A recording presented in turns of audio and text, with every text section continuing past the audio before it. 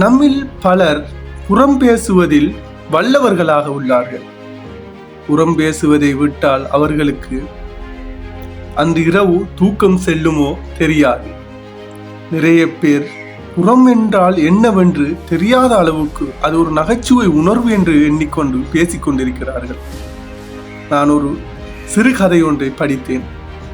அதாவது, ஒரு அரசருக்கு தன் நாட்டு மக்களுக்கு எப்போதும் உணவு வழங்க வேண்டும், அவர்கள் ஒரு நாளும் பட்டினியுடன் இருக்கக்கூடாது என்று பேராசையாக இருந்தது.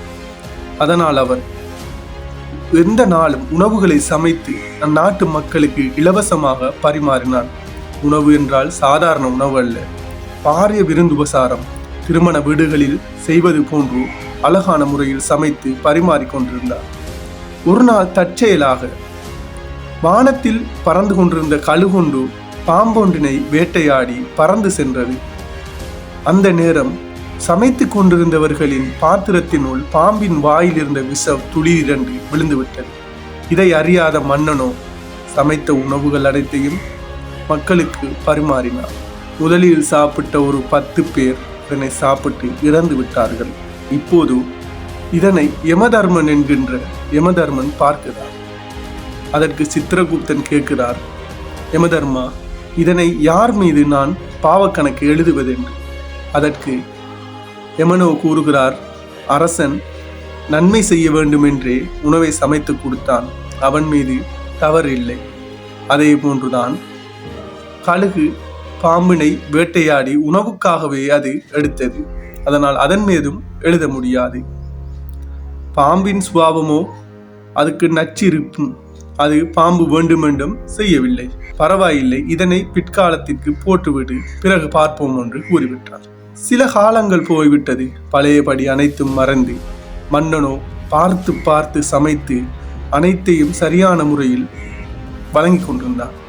ஒரு நாள் பக்கத்து ஊரிலிருந்து பசியினால் வந்த சில நபர்கள் பாதை ஓரத்தில் அமர்ந்து பேசிக்கொண்டிருந்த இருவரிடம் கேட்டார்கள், இங்கு மன்னன் சாப்பாடு போடுகின்ற இடம் எங்கே உள்ளது என்று.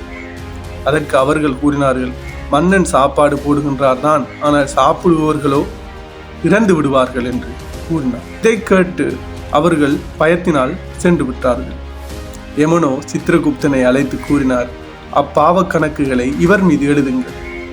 ஏனென்றால் என்ன நடந்ததென்று தெரியாமல் யார் எதை கூறினாலும் அதை உண்மை என்று அதனை ஒப்பித்து கூறுவதனால் என்று. இது அந்த கதையின் சுருக்கம் மாத்திரமல்ல, நம்மவர்களுக்கும் பொருந்தும். ஒரு நபர் இன்னொரு நபர் மீது கோபம் கொண்டிருக்கலாம், அல்லது அவர்கள் 2 பேருக்கும் ஏதாவது பிரச்சனைகள் இருக்கலாம். அதனால் அவர் மிகைப்படுத்தியும் கூறலாம். இதை கேட்ட நாம் அது சரியா தவறா என்று எதையும் பார்க்காமல் நாம் மற்ற சிலருடன் இதனை பற்றி கலந்து ஆலோசிக்கின்றோம். இதை செய்வதனால் நாமும் பாவங்களையே சம்பாதிக்கின்றோம். எனவே இன்னொருவரின் பாவக்கணக்குகளில் பாவத்தை சம்பாதிக்காது நல்ல முறையில் நடந்து கொள்வோம். புறம் பேசுவதை தவிர்த்து விடுங்கள். புறம் பேசுவது என்பது நம்மையும் அழித்து மற்றவர்களின் வாழ்க்கையிலும் விளையாடக்கூடியதாகவே இருக்கும்.